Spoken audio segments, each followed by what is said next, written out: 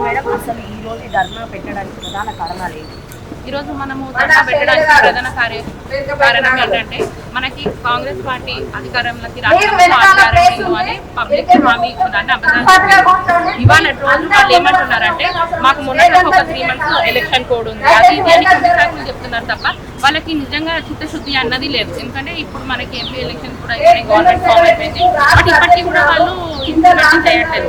వాళ్ళ రేవంత్ రెడ్డి గారు ఏం చేస్తున్నారంటే కేసీఆర్ తోని అబద్ధాలలో పోటీ పడుతున్నారు.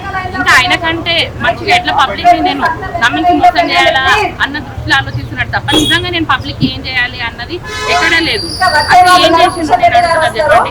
మనకి గ్యాస్ కరెంట్ బిల్లు సబ్సిడీ ఇచ్చిండ్రా, లేకపోతే మహిళలకి నెలకి 2,500 ఇస్తున్నారు అవి ఇచ్చిన పోనీ నిరుద్యోగులకు కానీ విద్యార్థులకు కానీ ఏమైనా చేసిన ఎవరు బెనిఫిట్ అయినరు ఈ గవర్నమెంట్ వల్ల?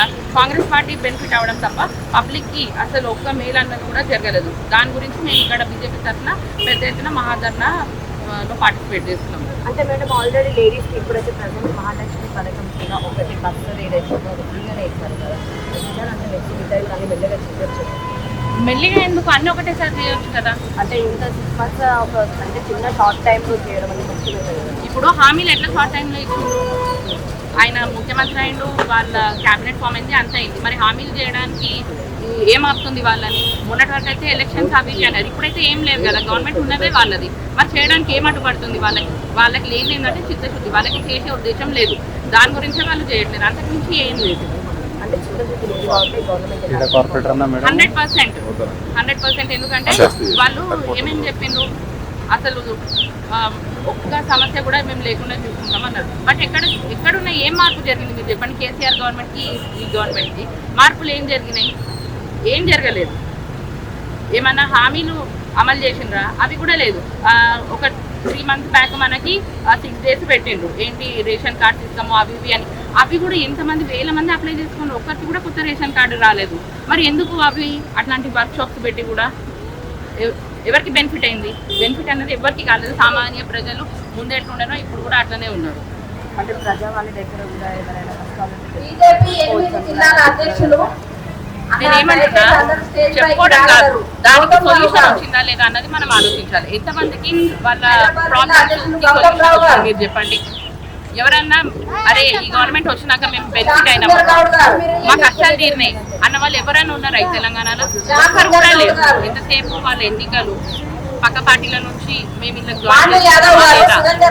అట్లా దానిపైన పబ్లిక్ చేయాలన్నది వాళ్ళకి లేదు. ఇప్పుడు టీఆర్ఎస్ నుంచి దాంట్లో వాళ్ళు ఎమ్మెల్యేలని ఎమ్మెల్సీలని తీసుకుంటారు. మరి అదేదో దృష్టి మనకి ఈ 6 గ్యారెంటీలు అమలు చేయడంలో పెట్టచ్చు కదా, వాళ్ళకి ఆ టైం లేదా? తెలంగాణ బడ్జెట్ ముందే తెలుసు కదా, ప్రతి ఒక్కరికి తెలుసు. కేసీఆర్ ఎన్ని అప్పులు చేసిండో తెలుసు, అన్ని తెలుసు. మరి బడ్జెట్ లేదు అని తెలిసి వాళ్ళు హామీలు ఎందుకు ఇచ్చిండ్రు అంటే పబ్లిక్ ని మోసం చేయాలని ముందే ఫిక్స్ అయ్యిండ్రు కదా. మరి అదన్నా ఒప్పుకుంటే అయిపోతుంది కదా. మేము గెలవడానికే హామీలు ఇచ్చినాము, మేము మిమ్మల్ని మోసం చేసాము, 5 years మేము అని అట్లా చెప్పిన బాగుంటుంది కదా. బడ్జెట్ లేదని ప్రతి ఒక్కరికి మరి ఎందుకు ఇచ్చిండ్రు హామీలు, అబద్ధపు హామీలు ఎందుకు ఇచ్చిండ్రు? డిఫరెన్స్ ఏంది? ఆయన అట్లే చెప్పి మోసం చేస్తున్నాడు కదా. ఇప్పుడు సంజయ్ గారి నాయకత్వం, మహిళా మోర్చా నాయకత్వం, నారీ శక్తి ఈరోజు రాష్ట్ర మహిళా మోర్చా ఆధ్వర్యంలో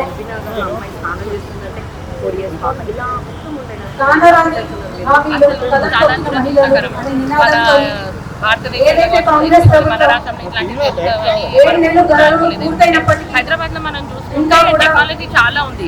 అడగకుండా మనకి సీసీ కెమెరాలు ఉన్నాయి, ప్రతి ఒక్కటి వస్తాయి. మరి పోలీసు కూడా ఫ్రెండ్లీ ఎందుకు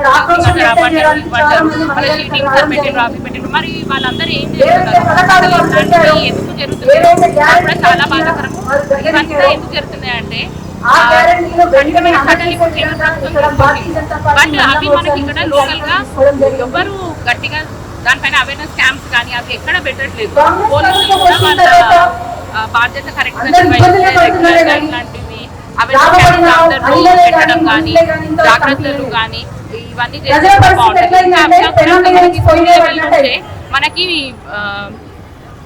హామీల మాట చేయలేదు. పిల్లల నుంచి ఆడపిల్లలకి వీళ్ళు చేసే మనకి సెల్ఫ్ డిఫెన్స్ అనేది పనులకి కరికులంలో రోజు రోజుకు పోయిన ప్రభుత్వమే కాకుండా ఈ ప్రభుత్వం మీద కూడా కొంచెం కూడా విశ్వాసం లేకుండా కూడా వాళ్ళని వాళ్ళు ప్రొటెక్ట్ చేసుకునేటట్టు సెల్ఫ్ డిఫెన్స్ అనేది కరికులంలోనే ఇప్పుడు మనకి ఎడ్యుకేషన్ ఎట్లా అది కూడా పార్ట్ ఆఫ్ కరికులం కంపల్సరీ అని పెడితే కూడా చాలా బాగుంటుంది. మరి గవర్నమెంట్ కూడా ఈ దిశగా ఆలోచించాలని మేము కోరుకుంటున్నాం. సో ఫైనల్గా చెప్పండి మేడం, అసలు ఇప్పుడు ఈ ధర్నాకి రెస్పాండ్ అవ్వకపోతే నెక్స్ట్ ఎలా ఉండబోతుంది?